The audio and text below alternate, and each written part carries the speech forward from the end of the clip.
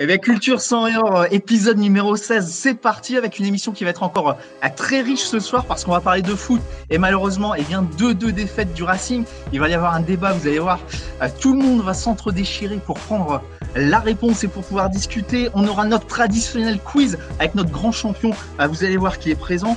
Et puis, il y aura encore plein d'autres choses. On va parler d'espoir avec ce déplacement du Racing Club de Lens au FC Nantes. Et puis, un rendez-vous avec l'histoire, puisqu'on a un invité de prestige ce soir, l'un des plus beaux palmarès du RC Lens, Monsieur Guillaume Warmuz. Bonsoir, messieurs. Salut Guillaume. Allez, vous l'avez vu, l'émission est lancée. Bonsoir à tous, amis supporters du RC Lens, amis passionnés. On vous souhaite la bienvenue.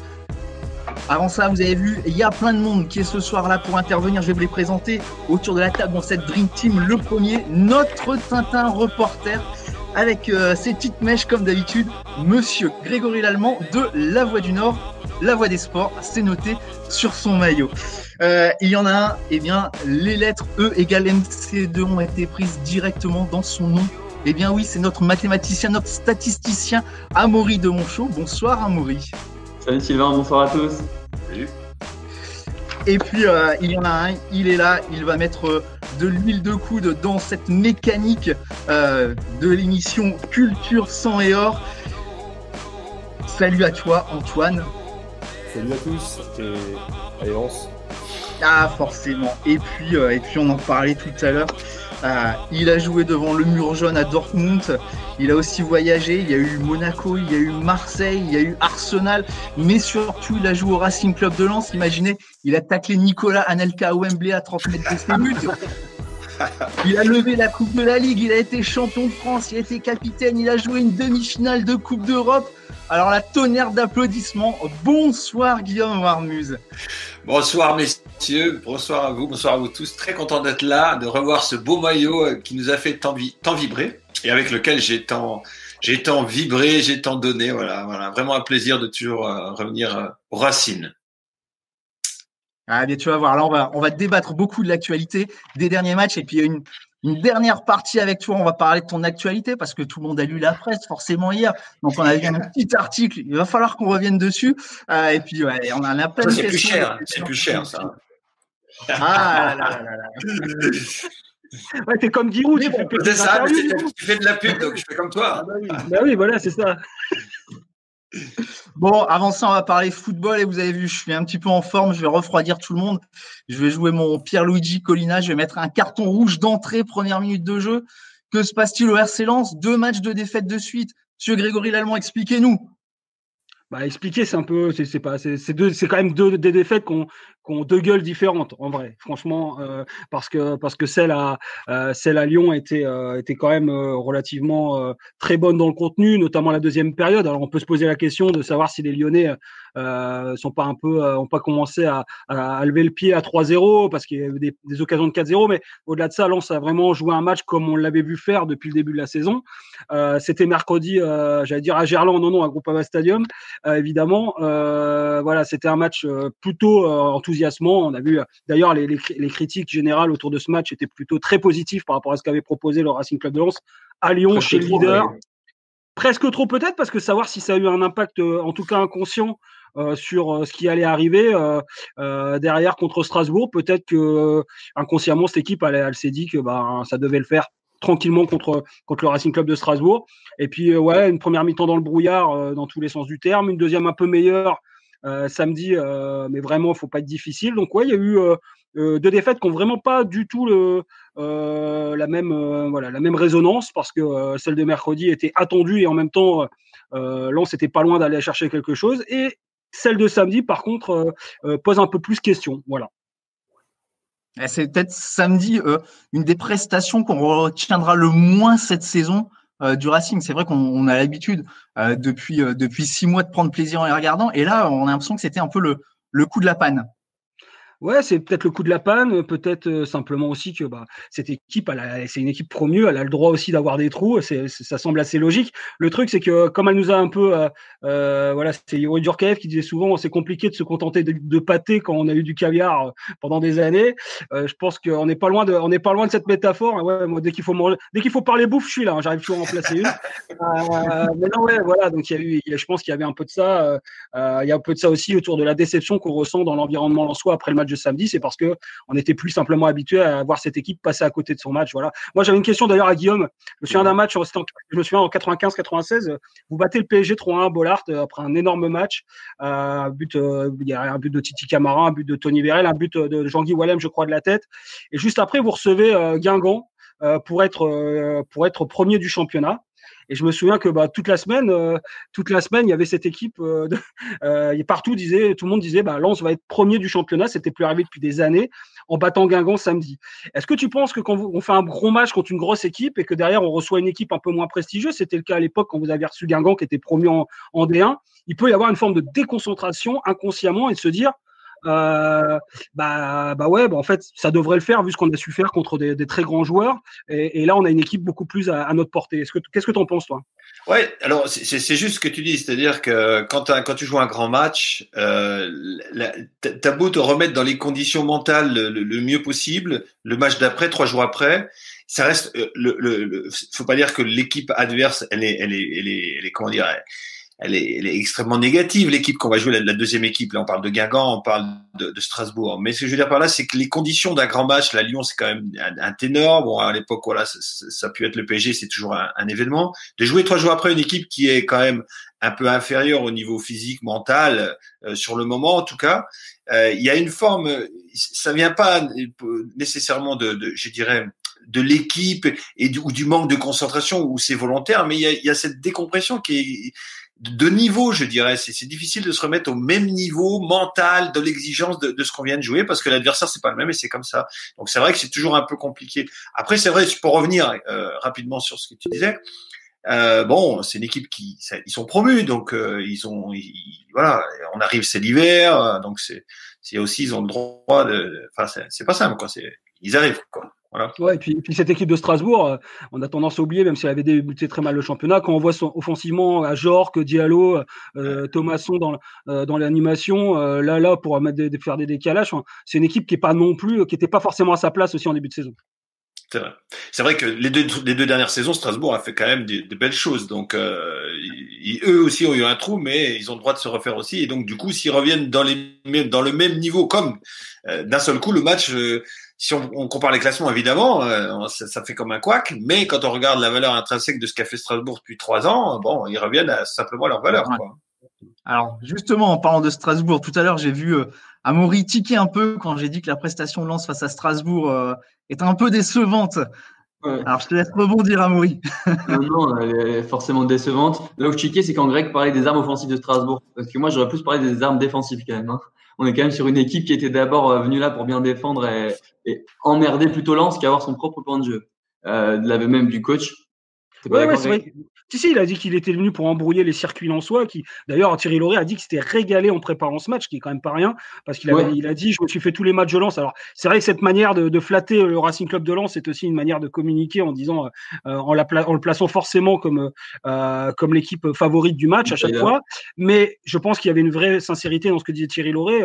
Il s'est régalé en préparant le match, et donc l'idée c'était d'embrouiller les circuits lensois qui sont généralement offensifs. Mais je te trouve quand même dur en disant que le Racing Club de Strasbourg serait venu juste pour poser le bus. Je te rappelle qu'à la mi-temps, ça peut faire 2-0 sans aucun problème. Qu'à 1-0, que la première occasion, elle vient en bout de 30 secondes de jeu, où Jean-Louis Léca fait une super parade côté droit. Voilà. Je te rappelle qu'à 1-0, Ajorc a aussi frappe le poteau, que jusqu'à la 43e minute, le RC Lens n'a quasiment aucune occasion. Disons que je trouve ça un peu facile de toujours dire les équipes qui mènent au score face à Lens, derrière elles défendent. J'entendais déjà ça contre Metz il y a un mois. En fait, c'est assez logique. En fait, c'est le foot. C'est simplement le foot. Et juste il ne faut pas être mené, justement. Comme le disait Franck Hez, déjà que c'est dur à les faire sortir, alors quand tu es mené, c'est juste encore plus dur et presque impossible, quoi. Ouais, absolument, absolument, mais j'entends souvent que Lens et que ce serait pas d'aujourd'hui que Lens a du mal contre des blocs bas. Parce qu'en fait, c'est que toutes les équipes ont des blocs bas aujourd'hui, quand on est bien organisé, quand on sait défendre, qu'on met deux blocs, c'est compliqué. Alors qu'en plus on concède l'ouverture du score, et on se complique encore plus la donne. Et ça, c'est vrai à Lens, comme c'est vrai pour toutes les équipes de Ligue 1. C'est vrai que nous, on schématise un peu, on focalise un peu sur le fait que le Racing aujourd'hui aurait du mal contre des blocs bas, des blocs bas. Mais en même temps, quand Lens va à Rennes et mène 1-0 au bout de la 30e sur sa première occasion, et derrière place le mur mais de manière intelligente, c'est pas grave de défendre en fait. J'ai l'impression qu'aujourd'hui dans le foot, on n'a plus le droit de défendre, comme si c'était obligé, que c'était du spectacle, de l'artifice. Il fallait prendre des risques à tout va. Non, c'est aussi quelquefois le résultat. Ça peut paraître très pragmatique, presque froid. Mais de tout temps, il y a des équipes qui prennent pas de risques. Et quand Strasbourg est 15e ou 16e du championnat, il a envie de prendre des points. Et s'il prend des points, il faut un peu cadenasser. Il a raison de le faire, surtout à 1-0 à l'extérieur. Voilà. Antoine, tu trancheras entre Greg et moi, mais Greg, tu me permettras de préférer quand même une équipe comme Lens qui aime avoir le ballon et qui aime attaquer plutôt que Strasbourg, qui plus est 15e. Antoine, j'aime tous les footballs, y compris les équipes qui se défoncent défensivement. Après, évidemment, c'est une question de sensibilité. On va couper un peu Grégory Lallemand quand même, on va éteindre son micro et on va passer la parole à Antoine qui malheureusement n'a pas encore réussi à en placer une depuis tout à l'heure. Alors pour ma première, je vais faire l'arbitre. Bon allez, un partout, balle au centre. Non, par contre, non, ce que je voulais dire, c'est que souvent effectivement, on résume très rapidement. Lens joue bien, Strasbourg joue mal. Ça a été la même chose contre Metz. Moi, je suis assez, même totalement d'accord avec Greg. Il y a des différents footballs. Maintenant, je suis comme Amaury, je préfère le beau jeu, mais ce que j'ai noté, c'est que déjà de toute façon, ce que j'aime dans le football, c'est qu'il n'y a pas une raison pour donner une conclusion. Donc là, il y a plusieurs facteurs qui rentrent en compte. Si on prend le match de Lyon, on n'était pas favori, on était à l'extérieur, on n'avait rien à perdre. Lyon, lui, jouait la première place, donc in fine, ses découvertes nous a permis de plus facilement, plus facilement non, puisque pendant quasiment 50 minutes, on n'existait pas. Suite à ça, donc est-ce qu'il y a eu un relâchement côté lyonnais qui nous a permis de revenir dans le match? Est-ce que, in fine, c'est des éléments, on va dire, exogènes du côté de Lyon qui nous ont permis de revenir dans le match? C'est possible. Maintenant, juste après, je te laisse la parole, Greg. Maintenant, contre Strasbourg, j'ai l'impression que justement, on a joué contre une équipe, et moi je le sentais, le match de Strasbourg, j'avais presque l'impression qu'on avait plus de chances de prendre des points à Lyon qu'à domicile à Strasbourg. Parce que Strasbourg est arrivé c'était clair et net, est arrivé avec une équipe qui est très costaud athlétiquement, qui a bouché tous les trous, on s'y attendait. Et moi, je suis désolé, mais dès la première minute, tu l'as bien dit, l'action de Diallo, mais quand devant, on a deux mecs comme Ajorc et Diallo qui montent au pressing, voire qui bloquent les extérieurs, et un gars comme Thomasson qui a une caractéristique à peu près similaire à celle de Kakuta, moi j'avais des grosses craintes quant au piège qu'allait nous tendre Loret, et que Loret nous a parfaitement bien entendu.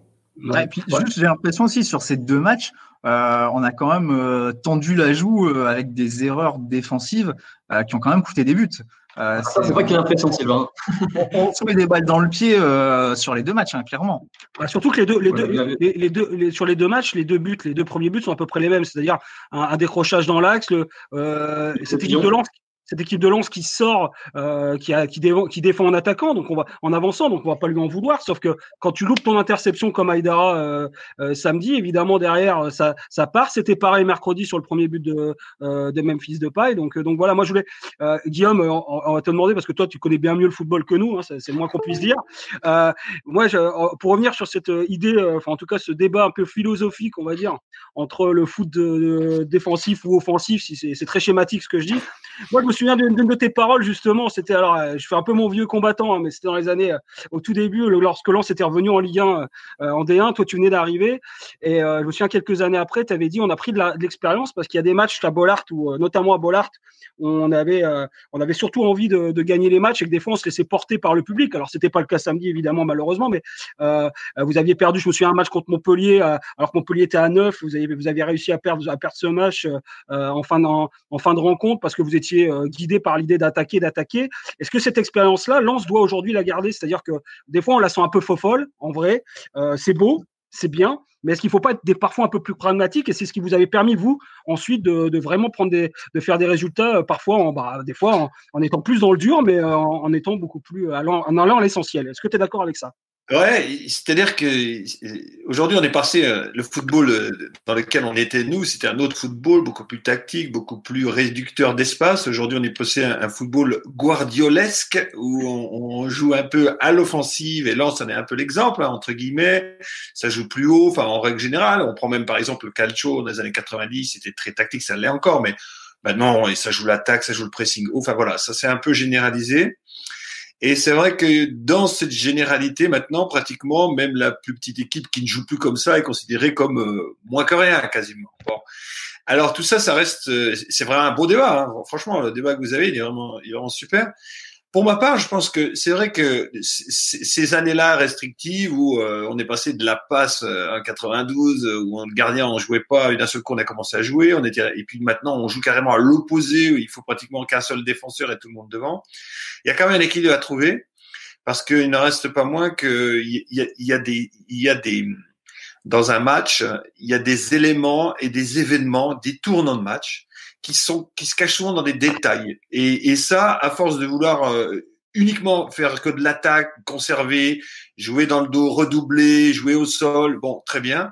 Mais quelquefois, ça peut se jouer simplement sur une attention d'un corner, sur un gars qui part. Bon. Donc, c'est le juste équilibre entre jouer le vrai football offensif. Alors, quand on gagne 2-3-0, bah voilà, tout est bon, on peut faire des petites erreurs. Et quand ça va moins bien, bien, il faut être peut-être plus restrictif, savoir se replacer, faire le geste qu'il faut. Et à ce moment-là, peut-être moins jouer, peut-être, voilà. Je crois que là, on touche vraiment du doigt, donc l'équilibre à trouver entre un vrai foot aujourd'hui qui est vraiment spectaculaire et qu'on aime bien, hein, de voir des matchs comme 3-2 à Lyon, tout ça, voilà. Mais bon, on était, voilà. Et puis derrière, est-ce que Strasbourg, bon, si on prend les deux matchs de Lens, hein, bon, peut-être que, alors, l'entraîneur, l'équipe est partie comme ça, il joue comme ça, mais il y a une réflexion quand même. Là, bon, ça, c'est un petit peu plus dur. Alors, ça veut pas dire qu'il faut tout remettre en question, mais il y a peut-être des endroits, des lieux, des positionnements, il y a des choses à retrouver, quoi. Donc voilà, c'est pas tout linéaire dans le sens où on va jouer tout devant puis ça va marcher. C'est ta question dans le sens où, personnellement, je suis quand même plus un pragmatique avant d'être un offensif. Hein, c'est-à-dire que je pense que aujourd'hui, si j'avais une équipe, je pense qu'il faut jouer au football et si on reste comme on jouait à l'époque où, enfin pas à l'époque parce qu'il faut pas faire, mais on jouait quand même un football offensif, quand, voilà. Mais on était quand même assez restrictif. Donc non, mais quand même attention. Je veux dire, tout n'est pas aussi simple que ça. Quand tu es dans un club comme Lens où tu as quand même une culture où tu dois avoir un jeu qui va vers l'avant, parce que c'est ce qui a fait quand même un peu l'histoire de ce club et c'est ce que les gens attendent. C'est vrai que parfois tu as tendance à te faire aspirer par l'ambiance du public. C'est exactement ça en fait. Tout ce que vous soulevez, si on reprend, alors ça n'a rien à voir, les époques il y a 20 ans et tout ça, ça n'a absolument rien à voir, mais on était dans le public, on venait d'un système inverse, c'est-à-dire que Lens se construisait lentement et donc on se construisait petit à petit, restrictivement. Et ce qui s'est passé, c'est que Daniel Leclerc, lui, il a ouvert la boîte, bing, de l'attaque. D'accord? Maintenant, on est dans l'effet inverse, c'est-à-dire que tout le monde veut attaquer. Mais nous, alors d'un seul coup, il a ouvert la boîte de l'attaque, mais nous, on avait déjà, j'ai envie de dire, les boîtes défensives. Vous voyez ce que je veux dire? On avait déjà les complicités, les fermetures, donc c'était beaucoup plus simple. Mais quand on part dans un système différent, où d'un seul coup, il faut attaquer, puis après, il faut se replacer, il faut rejouer restrictif, ça peut être compliqué d'aller un petit peu dans l'autre sens. Mais à Lens, c'est toujours compliqué de jouer restrictif, hein, parce que bon, sans et hors, les gars, vous aimez que ça attaque quand même, hein? Ouais, mais voilà. Ouais, mais je rappelle quand même juste une chose. L'année 2007-2008 où Lens descend en Ligue 2, il y a 2 matchs à Bollaert où Lens mène en toute fin de match. C'est le Lens Marseille 3-2. On est dans les arrêts de jeu. Lens est mené 2-0, renverse le match, est à 3-2. Et Nadir Belhadj, il décide, alors que le match est fini, de partir là-bas sur son côté. Contre-attaque, but de 6 et 3 partout. Dans la foulée, Lens reçoit Metz, qui est dernier du championnat ou relégable. Lens mène 1-0, 92e. Ils oublient de défendre sur le corner. Un partout. Et ces points-là, qui manquent en fin de saison, ils ont fait que Lens a traversé derrière 12 saisons de galère. C'est-à-dire que la descente a fait que... Et donc, de temps en temps, il faut aussi savoir que, il faut pas prendre de risques. Moi, je me souviens d'un derby, tu l'as gagné, Guillaume, c'était en 96-97, où Lille et Lens jouent leur maintien à 3-4 journées de la fin, si je me trompe pas. Et le match est dégueulasse. C'était nul, c'était un derby pourri. But de Philippe Brunel.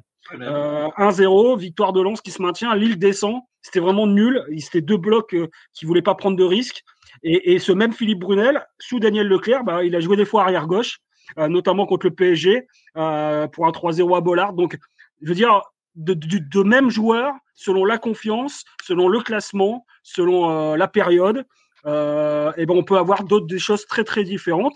Et effectivement, ce qu'a fait Daniel Leclerc était absolument incroyable. Mais moi, j'ai aussi vu des matchs pourris avec les mêmes joueurs l'année précédente. Je me souviens d'un match contre la Sampdoria de Gênes en amical en début de saison à Valenciennes où vous étiez extraordinaire. On s'est dit cette équipe avec Slavoj Musin, elle va tout défoncer. Elle gagne les 4 premiers matchs, c'était incroyable. Ça allait dans tous les sens. Et derrière, ça a été pourri toute la saison, alors que vous aviez quasiment les mêmes équipes que l'année d'après, vous avez été champion. Donc, il n'y a pas vraiment de vérité. Je pense que la vérité, elle vient du moment. Et Strasbourg, par exemple, samedi, lui, il avait besoin de prendre des points. Et on ne peut pas lui en vouloir, encore une fois, pour moi, d'avoir cadenassé et de ne pas avoir pris de risque dans une période où en plus, les clubs n'ont pas trop intérêt à descendre. Voilà. Alors, là où Guillaume a raison, c'est qu'il faut trouver le point d'équilibre. On parlait de football offensif, d'équilibre. Donc, on parle beaucoup de foot là vers l'avant tout à l'heure. Or, on a pointé tout à l'heure qu'on avait fait pas mal de cadeaux en défense sur les 2 derniers matchs. Alors, ce serait bien de profiter que Guillaume soit là pour parler un peu de jeu défensif. Amaury, tu allais prendre la parole justement. Qu'est-ce que tu penses de ces buts un peu qu'on a offerts? Qu'est-ce qui couaque dans cette défense sur ces 2 derniers matchs? Et peut-être même d'avant, puisqu'on a eu déjà quelques petites erreurs en cours de saison. Franquès l'a bien expliqué, hein, c'est cette défense à 3 qui va moins bien depuis 2 matchs au moins, comme tu dis. Des joueurs qui sortent, on les couvre pas, on les compense pas, et du coup ça crée des brèches énormes à l'intérieur. On a quand même une défense à 3 qui doit nous permettre, via des compensations, de ne pas se faire transpercer comme ça à l'intérieur. Et là, le but, Greg le disait, le premier but de Lyon et le but de Strasbourg, c'est exactement les mêmes. C'est un joueur qui décroche, le défenseur le suit, et ça crée un intervalle et qu'on ferme pas. Et je sais pas si vous avez vu la vidéo de Franquès après le match, mais il était considérablement énervé par en tout cas remonté, on sentait une vraie couleur froide à l'intérieur sur ces non-compensations. Et je pense que Joe Grady notamment est un peu inculpé incriminé en tout cas sur cette colère-là. Ouais, et c'est vrai que c'est la première fois de l'année, et après je laisserai Antoine aussi donner évidemment son avis aussi, mais c'est la première fois de l'année, nous, en conférence de presse, qu'on le voit aussi touché. Alors, c'est la 2e fois, parce que la première fois, c'était après le tout premier match amical, mais vraiment, où on était tous partis en disant, bon, la défaite de Lens dans son premier match amical, à Billy Montigny, bon, c'est pas important. Et là, Franck Hez nous avait un peu retourné, était apparu très très dur, ce qui montrait déjà, il posait un peu son autorité d'entrée. On ne s'attendait pas à ça après un premier match de préparation. Et là, c'est la 2e fois vraiment qu'on voit dans son visage un vrai énervement et la mâchoire serrée et le sentiment d'avoir revu les mêmes erreurs que 3 jours avant. Et je crois que c'est surtout ça qui l'embête plus que les 2 défaites. En fait, c'est de pas avoir appris de ce qui s'était passé à Lyon et que parfois, cette naïveté.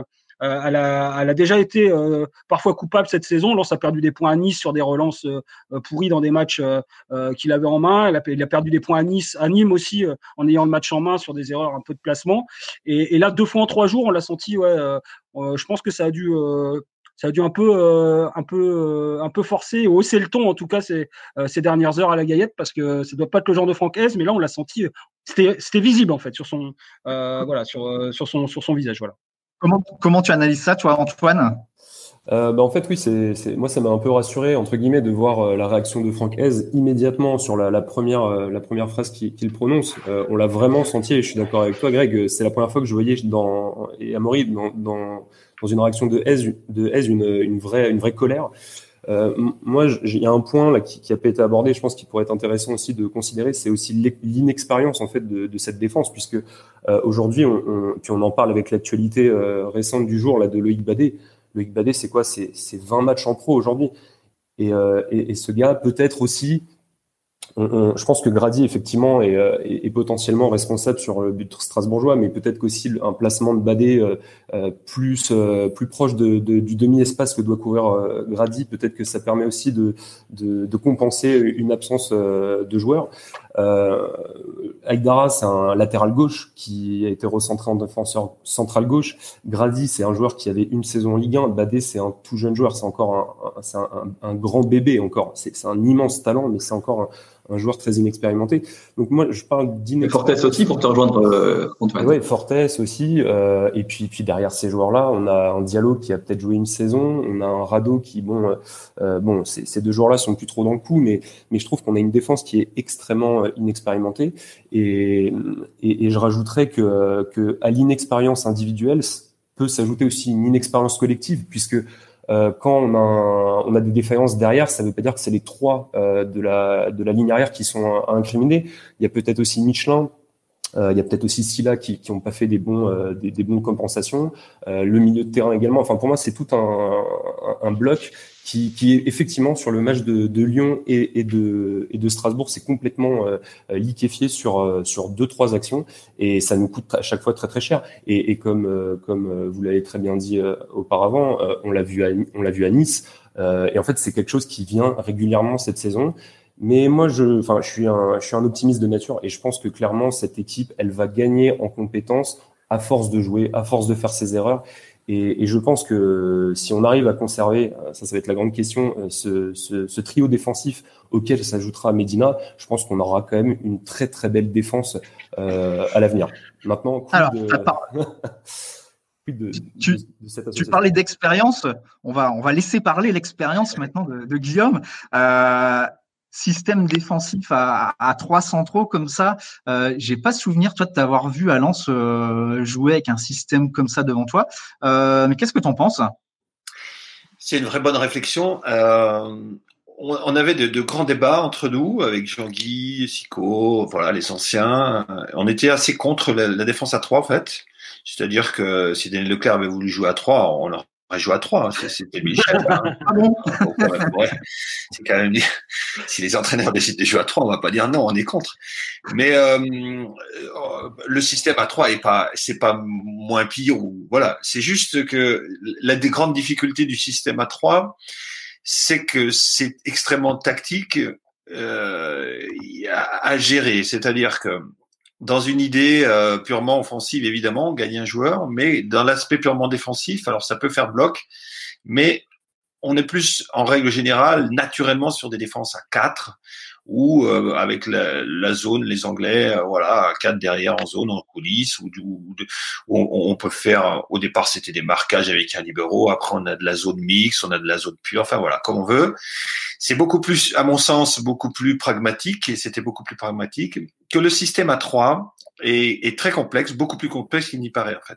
Alors là, vous soulevez la complexité de la complexité, c'est-à-dire qu'à la base, il est complexe, mais en plus, quand vous avez des jeunes joueurs, quand il y a une forme d'euphorie globale et que ça fonctionne, que physiquement on a l'énergie nécessaire, on arrive à compenser, on a la réussite, ça marche. Mais quand on arrive là dans des situations un peu plus difficiles, là, ça reste d'un seul coup, les cheveux commencent à gratter parce que les 3 derrière, les 2 sur les côtés, comment se replacer, qui coulisse, qui vient, c'est beaucoup plus, à mon sens, beaucoup plus difficile à gérer. Donc, en ce qui nous concerne, on n'a jamais joué à 3. Pourquoi? Parce que fondamentalement, on était très à l'aise à 4 et on a eu des grands débats très simples. Comme je dis encore, c'est pas nous qui avons décidé, hein, c'est l'entraîneur qui décidait, mais on avait des débats simples. Toi, tu fais comme ci, comme ça, on place comme ci, et ça fonctionnait très bien. Et on avait de grands débats tactiques d'ailleurs. Hein. Ouais. Et c'est pour ça que pendant 10 ans, on a joué à 4. C'est juste une question, Guillaume, je me trompe peut-être, mais début de saison 2001-2002, vous gagnez vos premiers matchs là, avec Joël Muller. Et il me semble, alors tu vas peut-être me dire que non, mais vous jouiez à 3 derrière avec Adama Koulibaly, Valérien Ismaël et Jean-Guy Wallem.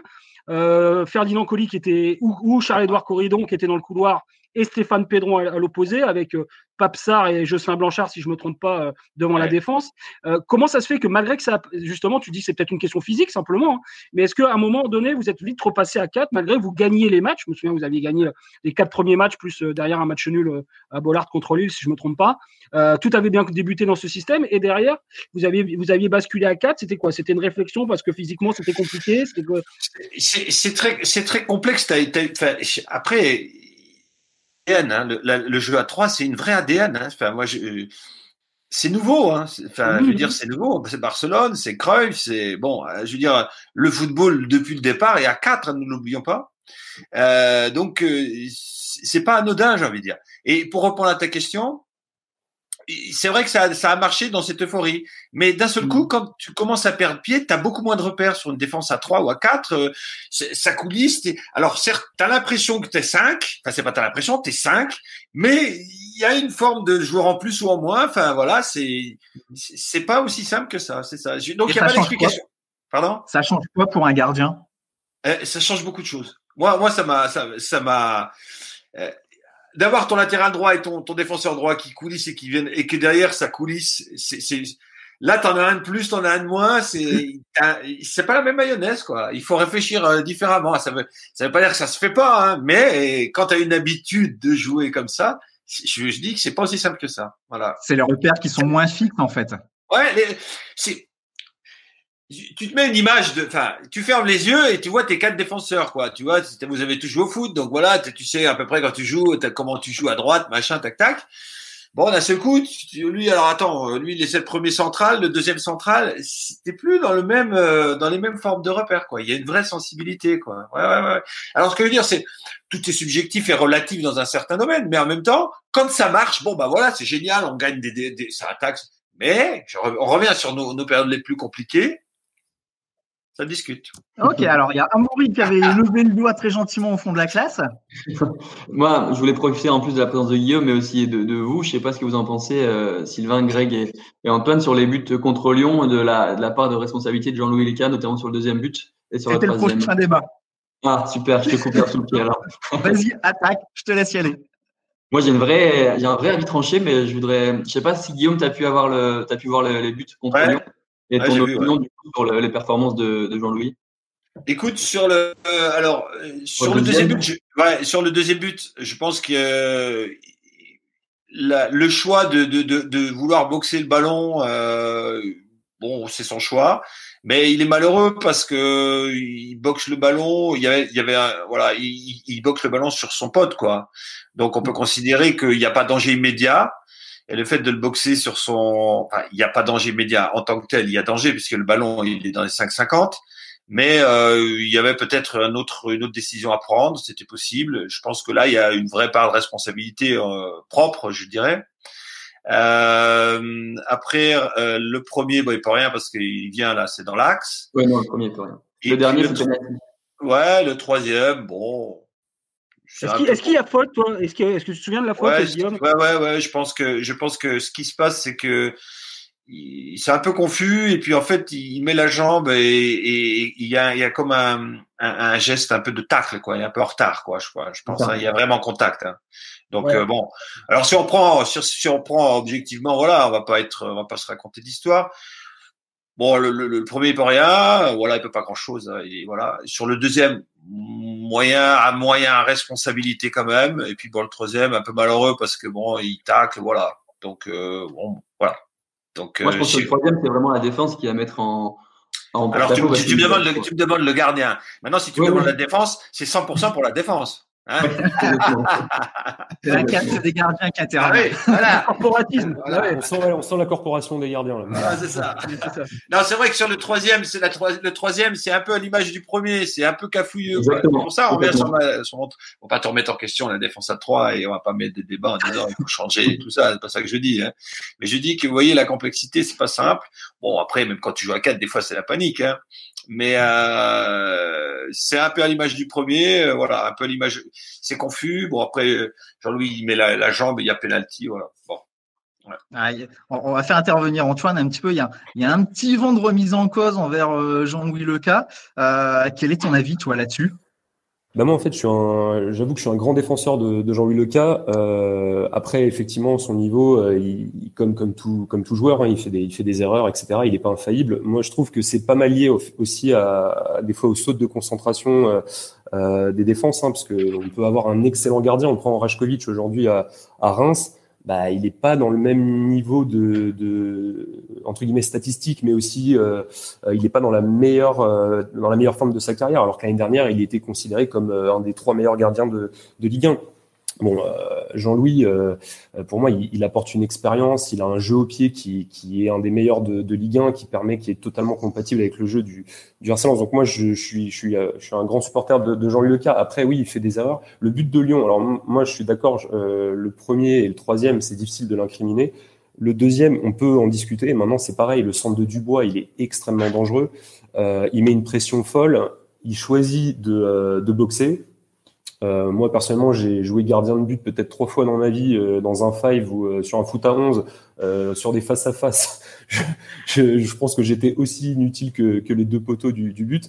Donc, je vais vraiment pas me permettre de juger une performance d'un gardien de but. Maintenant, effectivement, il est professionnel. Peut-être qu'il aurait pas dû boxer, mais pour moi, c'est des concours de circonstances qui font que je mettrais 50% de sa faute et 50% de malchance, parce que c'est du football et il y a forcément c'est aussi des fois un peu de hasard situationnel qui fait que on se prend un but de ce type-là. Guillaume, là-dessus, sur les gardiens, on sait que c'est un poste particulier, qu'un attaquant, on peut douter quand il marque pas de but, mais à la limite, on peut le sortir. Sortir un gardien, c'est plus compliqué. Quelle est ta vision, toi, sur tout ça, justement, quand un gardien est un peu moins bien? C'est une vraie bonne question. Il faut voir le ratio, il faut voir le nombre de matchs, il faut voir comment ça fonctionne, il faut voir la longévité, il faut voir le projet. Voilà, il y a tout un tas de questions qui se posent. Et puis en même temps, à un moment donné, il faut plus se poser de questions, c'est-à-dire qu'il faut faire confiance et pas regarder le match ou les 2 matchs, mais regarder sur la globalité, quoi. Donc je sais pas quel est l'état d'esprit exactement au club par rapport à leur gardien de but. Ce que je peux dire, c'est que pour pouvoir bien fonctionner, il faut définir, il faut trancher. Donc, si Jean-Louis Léca il est remis en question, j'en sais rien du tout, en fait. Je vous dis ça, je sais pas. Et ben, il faut dire il est remis en question, et puis ben il y a 2 matchs pour se refaire, et puis dans 2 matchs c'est l'autre qui joue, ou alors il l'enlève et puis dire voilà il le fait souffler, c'est l'autre qui joue pendant 10 matchs, ou alors c'est Jean-Louis Léca qui joue jusqu'à la fin de je sais pas quoi. Vous voyez ce que je veux dire? Mais bon, il faut trancher, quoi, parce que sinon, enfin bon, je dis ça, je vais pas mettre la pression sur l'entraîneur non plus, mais je vous parle de mon point de vue de gardien. On devrait tous faire les meilleures choses possibles. Jean-Louis Léca, le numéro 2, le numéro 3, vous êtes là, tout le monde aime son club. Bon, voilà, partons du principe que tout le monde a déjà de la bonne volonté pour bien faire. Après, il y a des concours où ça va moins bien. Il y a aussi, il y a des niveaux de compétences. Il y a des niveaux, je dirais, dans un vestiaire où chacun doit apporter sa personnalité. Quelquefois, ça peut bouffer un peu d'énergie pour plein d'autres choses. Enfin, c'est très complexe les situations, d'accord. Nous, on voit de l'extérieur ce qui se passe. Bon, alors là, il a moins boxé, tout ça. Ok, mais faut voir une certaine globalité. Et puis dans tout ça, faut prendre des décisions assez justes, quoi. Voilà. Alors pour revenir simplement sur la question, après, je sais pas, ce que c'est les entraîneurs. Et puis voilà, j'ai envie de dire, c'est vous qui vous sentez mieux les choses que moi.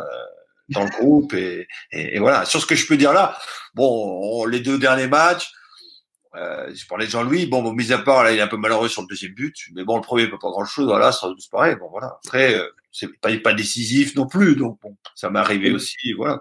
Bon. Ouais, je me permets de prendre le relais, Guillaume et Sylvain, mais moi je trouve qu'en fait il fait pas de grosses erreurs à chaque fois, il fait jamais d'énormes boulettes qui vont passer dans les bêtisiers, mais je trouve qu'il est pas non plus décisif et c'est là où moi je mettrais le doigt. Je sais pas ce que tu en penses, Greg. Ouais, c'est vrai que aussi cette année, cette équipe, elle est. Alors c'est un peu bizarre parce que moi, j'attendais de voir Jean-Louis Léca cette saison dans une équipe qui serait beaucoup plus dominée que l'année dernière. C'est-à-dire, je l'attendais dans les sorties aériennes, dans les moments de panique, je m'attendais simplement pas que le RC Lens ait autant le ballon, joue aussi haut, et finalement très très peu de moments dans l'année, dans les matchs où c'est fort à l'amour, quoi. Donc pour le juger, c'est compliqué parce qu'en début de saison, il prenait des buts. Ça finissait lunettes à chaque fois, poteau rentrant, enfin, c'était surréaliste. Il a 2 matchs pour moi où il a pas été, où ça a été compliqué. Il y a le match contre Montpellier, il y a très peu de temps. Il y a le match contre Reims qui vient après le Covid. Je vous rappelle il sortait du Covid, où les 2 premiers buts rémois, voilà, il a pas la main ferme. Il bouge pas bien son angle. Sur le match de Lyon, comme l'a dit Guillaume, moi je pense qu'il peut la capter, voilà, qu'il peut l'attraper sur le centre fort, mais ça vient vite aussi. Il y a du monde devant lui, c'est pas si simple. Franchement, encore une fois, je dis la même chose sur Jean-Louis Léca depuis le début. Pour moi, il n'y a absolument aucun doute que c'est le meilleur gardien actuel de l'effectif du RC Lens, et donc que c'est lui qui doit jouer. Et à côté de ça, on parlait tout à l'heure d'inexpérience. Il a joué son 100e match en Ligue 1 samedi. Jean-Louis Léca. Ça fait 15 ans qu'il est professionnel. Dans une défense, comme on disait tout à l'heure, très justement, ce que disait Antoine, qui est très jeune, et c'est aussi la même chose pour Yannick Cahuzac. On s'attendait pas que Yannick Cahuzac joue peut-être autant, mais dans cette équipe, finalement, Yannick Cahuzac est titulaire à la place de Cheick Doucouré parce que cette expérience-là, elle est importante dans le vestiaire, mais elle est aussi sur le terrain. Voilà. N'oublions pas également, enfin, sur le match de Lyon, comme c'était un peu le cas à Lille où il avait pris 4 buts, abandonné à chaque fois, là, Lyon, il a aussi sauvé 2-3 face-à-face. Il sort bien sur la première de Cornet où il vient boucher l'angle et il empêche Cornet d'avoir un angle de frappe. Il sort un ballon de 4-0. Donc, il faut voir ça dans sa globalité. Il n'est pas dans la forme de sa vie. Il manque peut-être de confiance. Il n'y a pas de problème avec ça. Mais dire que Jean-Louis Descas aujourd'hui il doit être concurrencé par Farines, ça me semble très anticipé. Moi, je reviens un peu. Je voulais parler avec Guillaume parce que tu parlais de l'histoire de trancher un statut de gardien. Et je suis désolé de parler de cette blessure qui a été grande aussi, même pour les journalistes qui avaient vu cette conférence de presse quand tu avais annoncé que tu partais du RC Lens en 2002. Je me souviens de ce match. Moi, j'étais à Porto d'ailleurs, malheureusement, où évidemment tu fais l'un des pires matchs de ta vie.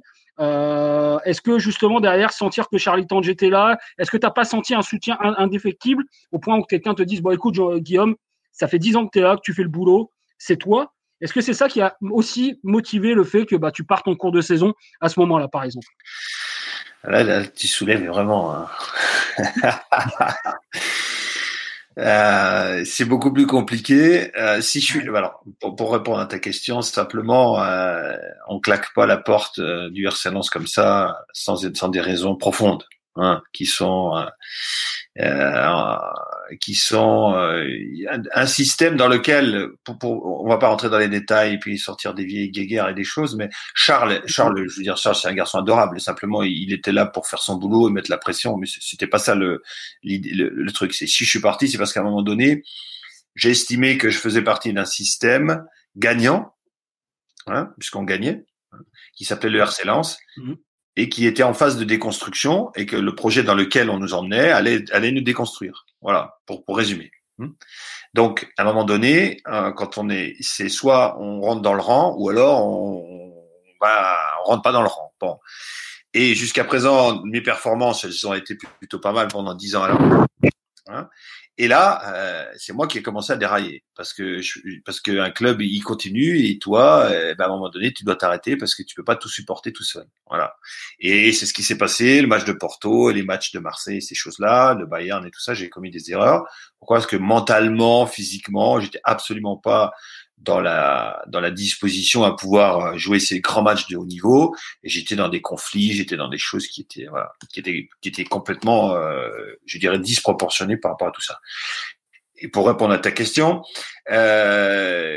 ça met une forme de pression. Alors là on dépasse le cadre juste de la concurrence du poste. Là on était dans de l'institutionnel, j'ai envie de dire. Donc du coup, moi j'ai dit puisque c'est comme ça, je me reconnais plus, donc je pars, quoi. Voilà, en tant que tel. C'était mon départ profond, il était là. Ceci dit, le club a continué de jouer, puis Lens c'est toujours Lens. Bon voilà, c'était vraiment mon idéal, j'ai envie de dire. Maintenant, quand on est en concurrence profondément, c'est pas simple. C'est pas simple du tout. C'est-à-dire que c'est pour ça qu'il faut le définir. Moi, je dis toujours cette formule. Quand j'ai deux gardiens maintenant, pas maintenant, mais toi, t'es titulaire et je vais tout faire pour que tu restes numéro 1. Mais devant les deux, Et toi, t'es numéro 2, je vais tout faire pour que tu prennes sa place de numéro 1. Voilà. Mais tous les deux, vous êtes une famille et c'est le meilleur des deux qui jouera. Voilà une concurrence saine. C'est-à-dire que t'es numéro 1, tu vas tout faire, mais si, d'un seul coup, voilà. Bon. Et c'est l'entraîneur qui doit définir. Et puis pour revenir sur ce que tu disais par rapport à ces situations, n'oublions pas que la situation que Lens vit aujourd'hui, si on prend le gardien actuel Jean-Louis, les cas, jouer de la façon dont joue Lens, c'est un peu jouer comme les clubs un peu de haut niveau, c'est-à-dire que il faut être efficace régulièrement sur des ballons qui sont extrêmement difficiles. Là, tu l'as dit. Tu pensais que Lens allait subir, allait jouer la défense, qu'ils allaient pas. Ah non, c'est pas ça. Il joue haut, il a quelques ballons, 3-4, et c'est extrêmement dur, ça. Très, très dur, beaucoup plus dur que de faire des performances où on a 10 ballons dans le match, avoir 3-4. Donc voilà. Donc tout ça pour dire qu'en même temps, dans son cursus, il n'est pas habitué non plus à jouer sans cesse ce genre de match-là, et puis voilà, quoi. Donc ça y fait aussi, même s'il a l'expérience. Est-ce que tu penses que juste finir. Juste Greg. Ouais, vas-y. Pardon. Parce que là, on est entre passionnés, ça se sent, on sent ça jusqu'au bout. Par contre, on a énormément de retard sur le conducteur.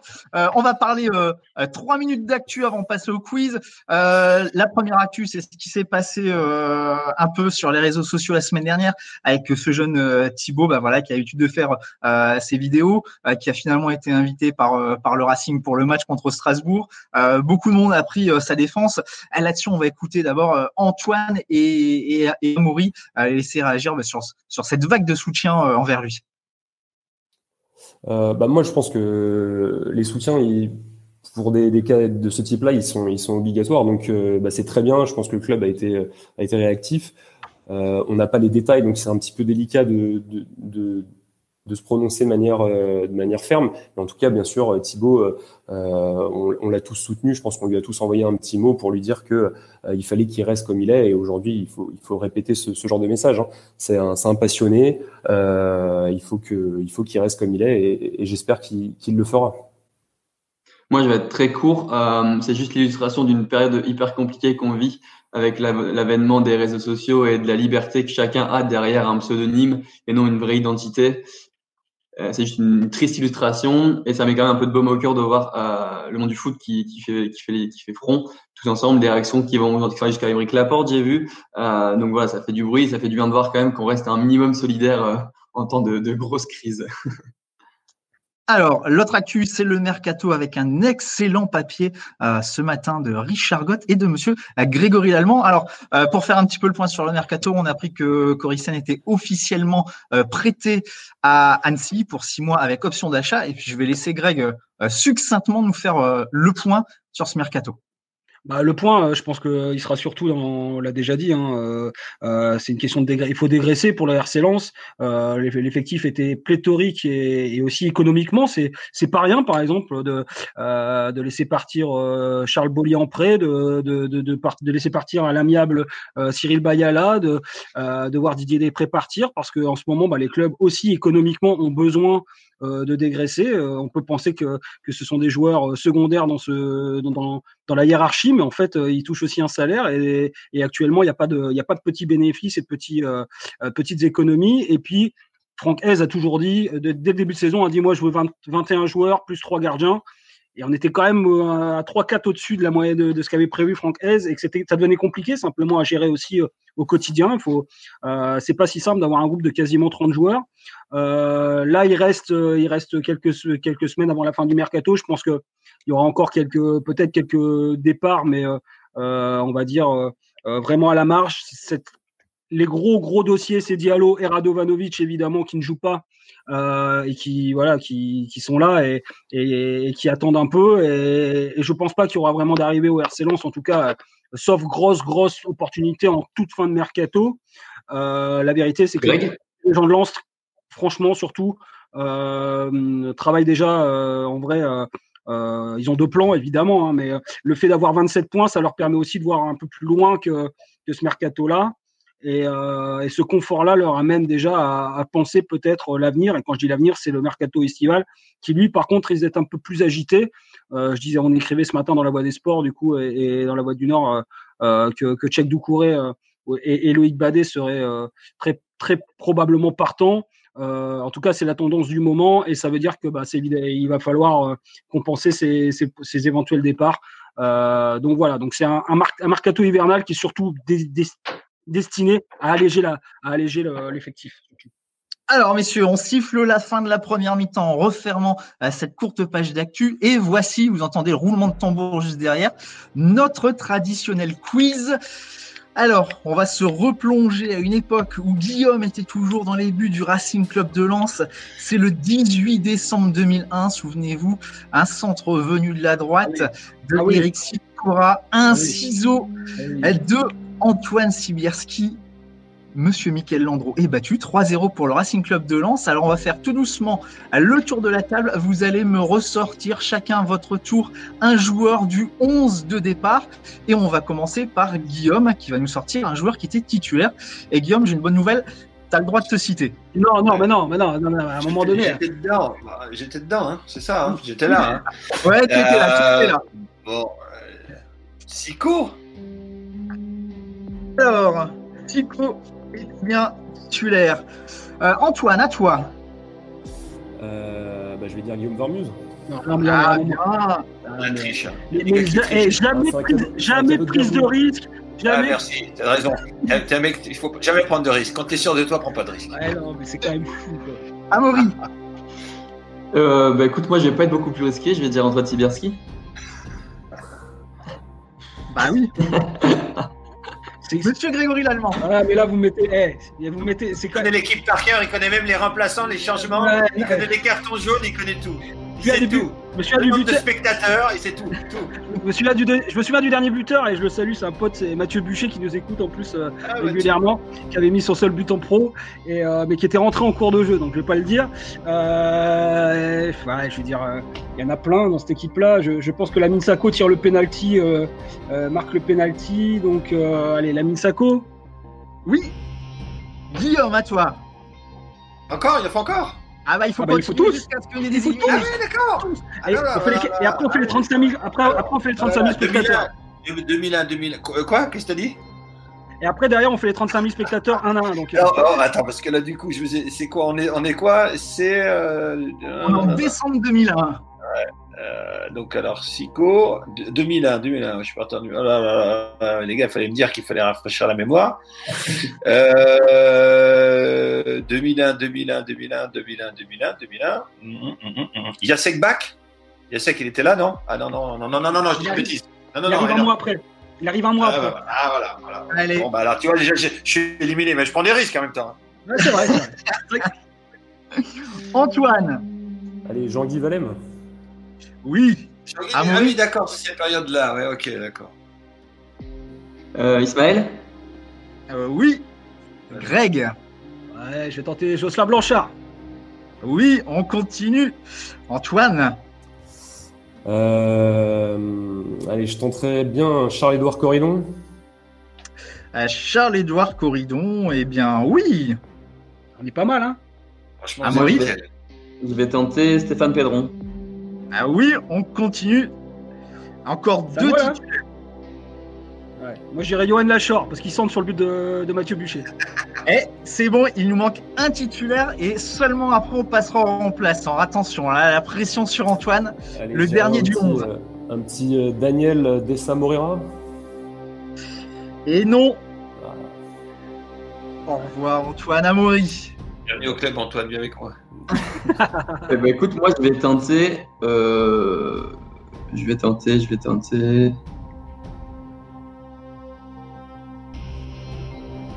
Un moment, on n'a pas le temps. Hein. À un moment donné, faut que ça s'arrête. La recherche Google, là. Stop. Regarde, c'est Google. Alors Amaury. On dit dommage, Bouba Diop. Et non, Je attention. suis le dernier. Les balles de match, mais ils ont toutes perdu. J'ai gagné de toute façon. Je tente très bien Eladji Diouf. Ah non. Non. Oh là là. Oh là là. Oh là non. Et non. Alors mais il n'y a pas de gagnant alors ce soir. Ah, là, si, attends, il est forcément gagnant. Je suis le dernier. Il manque pas un milieu. Il manque pas un milieu. Un milieu défenseur. Ouais, c'est pas. Pas ça. Pas ça. Non. Mbappé. D'accord. Non. Non. Aïe, oh là là là là là là là là là. Il a pris un carton Attends, jaune. Ah ouais, super. Un milieu défenseur. Ah, plus Milieu défenseur. défensif. Koulibaly. Mais tout à l'heure, on en Ah, parlait Ferdinand Coly. dans le système. Et voilà, Oui. Ferdinand Coly. Ah ouais. Ah, je dis n'importe quoi, d'accord, t'es pas là. Ouais. N'importe quoi. Non, c'était 2 ans avant Allez. ça. Ouais. Bon, mais j'ai gagné quand même, on va le dire. Hein. Allez, messieurs, rapidement, on revient sur le terrain. Le prochain match, ce sera contre le FC Nantes. Mal classé, changement d'entraîneur avec Raymond Domenech qui est arrivé. Lens qui reste de son côté sur 2 défaites. C'est la première fois depuis le début de saison en championnat. Comment vous voyez ce match qui reste important pour le Racing pour rebondir? On va donner la parole tout de suite à Antoine. Alors Nantes, ouais, ça va être encore un match particulier. On ne sait pas du tout. On n'a pas la chance de voir Domenech sur des bancs depuis plus de 10 ans, donc on ne sait pas du tout quelle est sa philosophie du moment. Est-ce qu'il va jouer avec un jeu offensif? Est-ce qu'il va chercher à se regrouper? On a vu le match contre Rennes. ça semble être quand même une redite du mur de l'Atlantique, mais ça veut pas dire que contre nous, il va pas sortir du bois et tenter quelque chose. Bon, je pense que nous, ce qui est bien avec nous, c'est qu'on sait qu'on va jouer devant, on va jouer offensif, on va jouer haut. Comment est-ce que ça va se passer? Je peux pas le savoir. Maintenant, je pense qu'on peut quand même avoir des ambitions et espérer prendre 3 points, puisque on l'a déjà fait quand même plusieurs fois à l'extérieur. Donc, je suis plutôt confiant. Je reste confiant. Maintenant, très difficile de voir ou de prévoir ce que va faire le FC Nantes. Alors, juste avant de passer la parole à Amaury, avant qu'il me pique ma stat, puisque c'est le roi des stats, juste Lens cette année a perdu 2 fois à domicile avant de se rendre à l'extérieur. C'était contre Angers 3-1 et contre Montpellier 3-2. À chaque fois derrière le match à l'extérieur, ça a été une victoire. 2-0 à Rennes et 3-0 à Monaco. Alors, Amaury, la question, est-ce qu'après cette défaite contre Strasbourg, Lens est capable d'aller gagner à Nantes? Capable, oui. Moi, j'aurais pas d'avis sur le coach adverse parce que honnêtement, il a pas coaché en club depuis 17 ans, je crois. Donc je l'ai pas connu sa philosophie de club. Je sais que sur son premier match à Rennes, il avait 28% de possession. Donc c'est vraiment une équipe, je pense, qui va pas nous correspondre. C'est la première fois où on perd 2 matchs d'affilée. Donc faudrait pas tomber dans la sinistrose. Là, à la 18e journée, on était meilleur promu d'Europe en termes de ratio de points. Donc, il faut pas tomber dans la sinistrose. Il faudrait pas que nous, en tant que supporters, on noircisse le tableau. Soyons fidèles à nous-mêmes. Moi, je suis un peu en contraire de Greg, où je veux qu'on reste nous-mêmes, je veux qu'on continue à attaquer, essayer de prendre le ballon. Et soyons nous-mêmes. Mais franchement, ce serait bien quand même qu'on stoppe la spirale là pour pas commencer à faire des petits calculs, quoi. Alors Guillaume, comment on réagit là quand on est dans le vestiaire? On parle du capitaine, du meneur d'hommes, 2 défaites de suite, déplacement contre un mal classé. C'est quoi ton discours là dans le vestiaire à tes camarades? Là, il y a on se remet en question et c'est ce qui fait le charme de notre métier, c'est ce qui fait le charme du foot. Ça va pas être simple parce que de l'autre côté, il y a une nouvelle force qui vient. Bon, alors vraiment, Domenech, c'est le point d'interrogation sous un certain domaine. Est-ce qu'il a encore de l'influence? A priori, ça n'a pas trop mal fonctionné sur ce qu'il a proposé. Il faut certainement pas s'attendre à quelque chose de grandes envolées lyriques. Et donc, il va y avoir vraiment 2 forces. Je pense que à Lens, ils vont garder, il y a pas de raison de changer, même si ça va un petit peu, enfin bon, après je dis ça, j'en sais rien, mais mon idée c'est qu'ils vont continuer dans les principes dans lesquels ça marche bien depuis le début, et c'est ce qu'il faudra faire, et au contraire, aller avec du caractère et essayer de faire quelque chose, sachant que ça va être un peu à la Strasbourg, moi je vois ça, hein. Enfin, je dis ça, Raymond, ça, à moins que mes hommes m'étonneraient, il va pas faire du Guardiola d'ici. Donc il va y avoir, ça va être encore, c'est toute la passion, le passionnant d'avant les matchs, et de se préparer, de regarder comment ça va être. Mais bon, il faut plus s'attendre à ce genre de. Mais alors, pour répondre à ta question, c'est le moment d'éviter la perte de confiance. Hein. Au contraire, c'est le moment de réengranger parce que de ces 2 défaites, tu peux en sortir avec de l'expérience acquise, des buts un peu moyens. Et si tu bascules avec une victoire, ça va te faire grandir. Mais bon, si ça s'accroche, ça va être plus compliqué. Bon, Greg, tu t'attends à quoi toi du côté de la Beaujoire? Ben ouais, ça va être un match évidemment compliqué. Alors ouais, alors Amaury a décidé de me faire dire des choses que j'ai pas dites. Moi, j'adore le foot. J'adore le foot offensif aussi. J'aime en fait l'idée qu'on puisse aimer tous les foot. Voilà, c'est surtout ça. J'ai adoré voir Chelsea éliminer Barça au Nou Camp en jouant à 10 derrière, mais parce qu'ils étaient à 10 etc. Il y a 10 ans. J'ai adoré le Milan AC de Gullit, mais j'ai adoré aussi le Barça de 2009. Donc on peut tout aimer et voilà. Donc je pense que le RC Lens jouera de la même manière.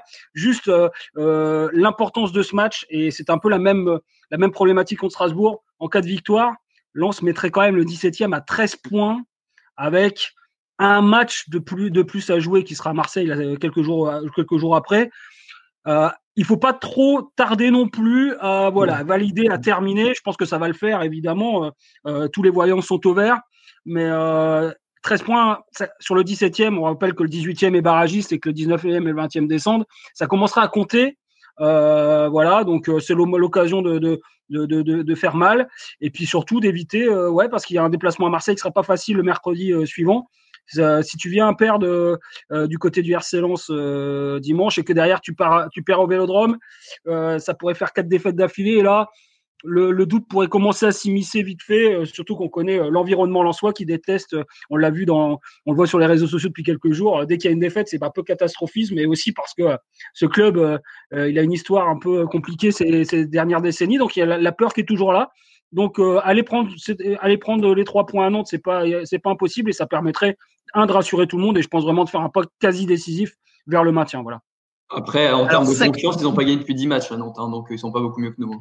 Ouais, mais ils étaient venus à Bollaert et Lens n'avait pas réussi vraiment à faire mal. Même en menant au score, Lens avait ouvert le score et avait fait vraiment un match assez triste. Donc ce sera pas facile, c'est sûr. Alors, je rajouterais juste un truc sur Domenech. En fait, j'ai l'impression aussi que ce qui peut se passer dans le collectif nantais avec la nomination de Domenech, c'est que Domenech va s'attirer entre guillemets la pression. Et ce qui peut être au final un choix, enfin ce qui pouvait être au début un choix un peu surprenant de la part du board nantais, pourrait s'avérer en fait être une bonne idée. C'est-à-dire que si on enlève la pression à un effectif qui peut-être est en manque total de confiance et peut-être aussi un peu de talent, mais si toutes les critiques se reportent sur Domenech, les joueurs vont se sentir mieux. Et peut-être que là aussi, on pourrait avoir, entre guillemets, on peut être les victimes de ce début de l'effet Domenech, ce que je ne souhaite pas. Mais voilà, c'est aussi un danger que je vois. Mais pour gagner, juste une dernière chose, il faudrait demander à Guillaume Warmus parce que Lens à Nantes, avec Guillaume au début des années 2000, c'était victoire quasiment chaque saison. Hein, donc ça se passait bien à la Beaujoire. Hein, ouais, on a gagné beaucoup. Et je vais te dire, pour une fois être négatif, hein, pas être négatif. Là, tu sais, en 96, quand Nantes est champion. Oui. C'est la seule fois où on a perdu 3-0. C'est la seule fois où j'ai pas apprécié, parce qu'on n'apprécie jamais de perdre des 30 buts quand on est gardien, c'est impossible. Bah, tu peux le dire maintenant. Non, mais je le dis, mais les buts qu'on prenait, ça allait trop vite en fait. Tu sais, c'était vraiment Suodo, c'était une perfection de jeu. Et le stade était plein, on a pris un vent à la Beaujoire, et c'est la seule fois, parce que tu parles de Nantes, que j'ai pas eu de tristesse particulière. J'ai même apprécié d'avoir perdu comme ça, parce que c'était tellement beau, on a pris voilà, c'est pour dire ça. Mais là, t'as raison de dire qu'on a plus souvent gagné que perdu. Voilà. On va dépasser vraiment l'heure je suis désolé, mais raconte-nous cette histoire du match retour, parce que cette égalisation de Sikora. Cette égalisation de Sikora, ce coup franc dans un Bollaert en feu.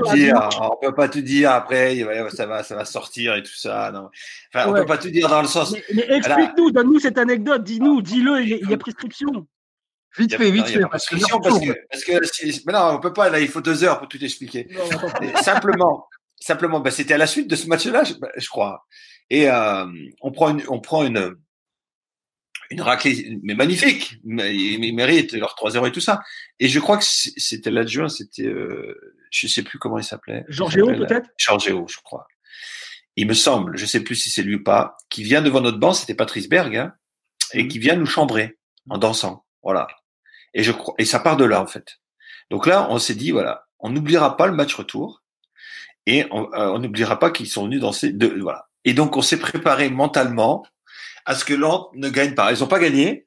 On a employé des moyens qui étaient un peu limites, mais bon, voilà, on a réussi quand même à ne pas perdre le match retour. Voilà, pour faire court. J'ai fait court. Ah, très bien. Alors, juste pour face à Nantes, je vais vous demander sec et en rapide tour de table votre prono pour ce match Nantes-Lens. Greg.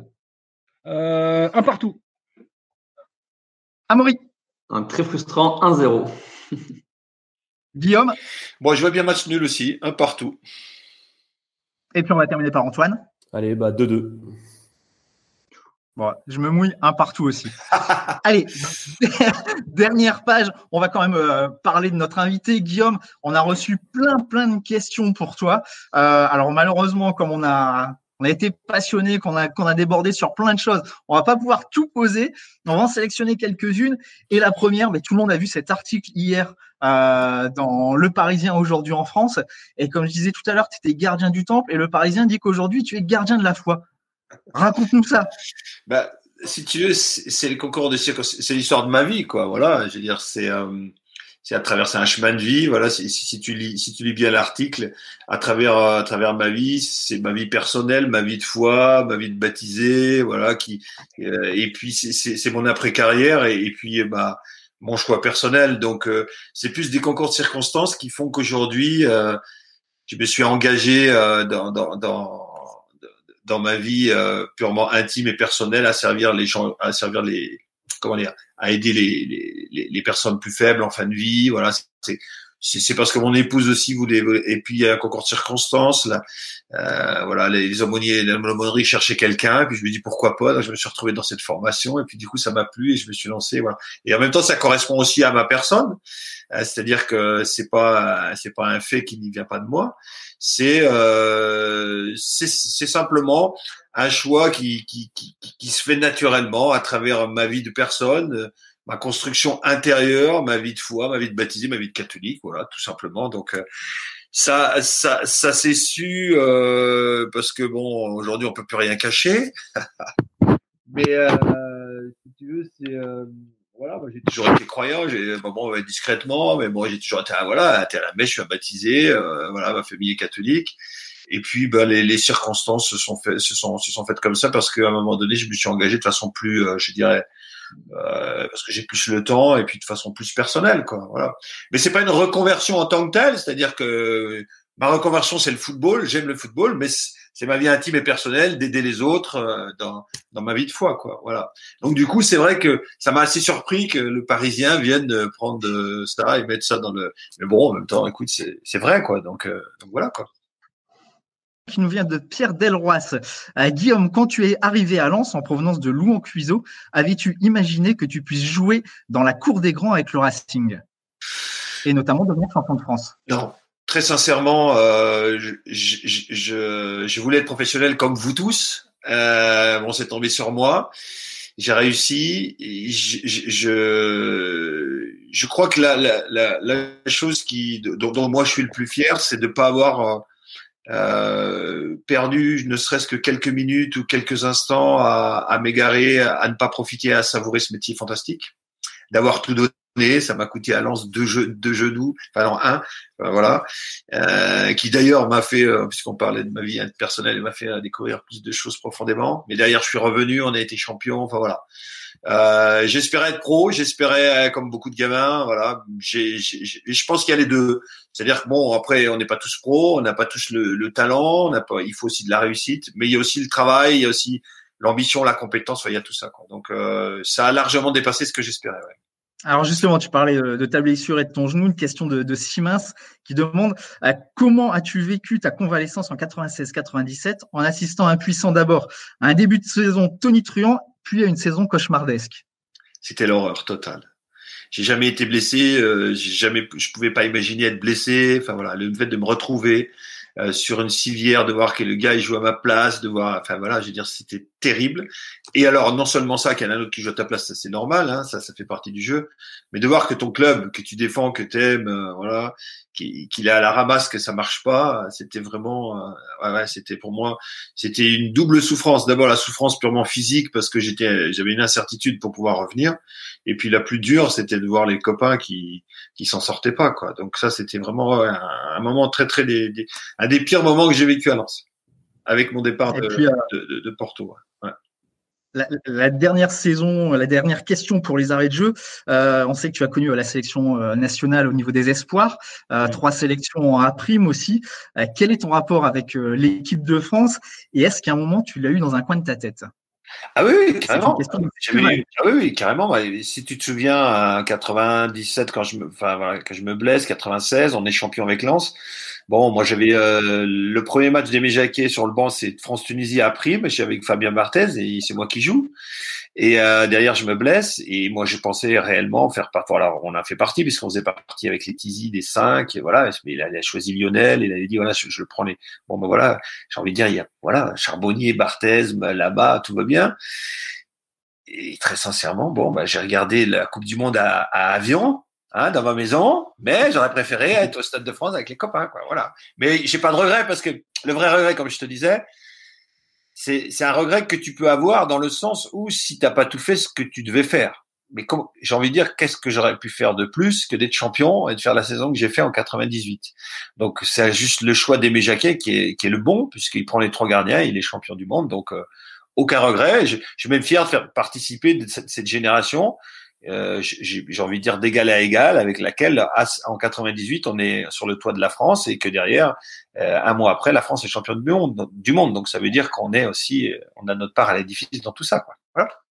Guillaume, t'aurais troqué ton titre de 98 pour aller faire la Coupe du Monde? Oh non, c'est des questions. Non. Non, quand je me souviens tout ce qu'on a vécu, enfin là, pour Greg et tout le monde là, 98, un titre à Lens, c'est quand même, voilà. Je souhaite réellement que le club reconnaisse des trophées. Alors c'est pas tout de suite, mais c'était fantastique, extraordinaire, exceptionnel. Enfin, tous les titres, c'est quelque chose qu'on peut pas exprimer, inexplicable. Mais celui-là en particulier, puisque ce club, cette histoire qui n'avait encore rien gagné ou des choses, je dirais, minimes, d'un seul coup devient vraiment le ténor de France. Voilà, il faut qu'il redevienne. Donc voilà. Non, je change rien.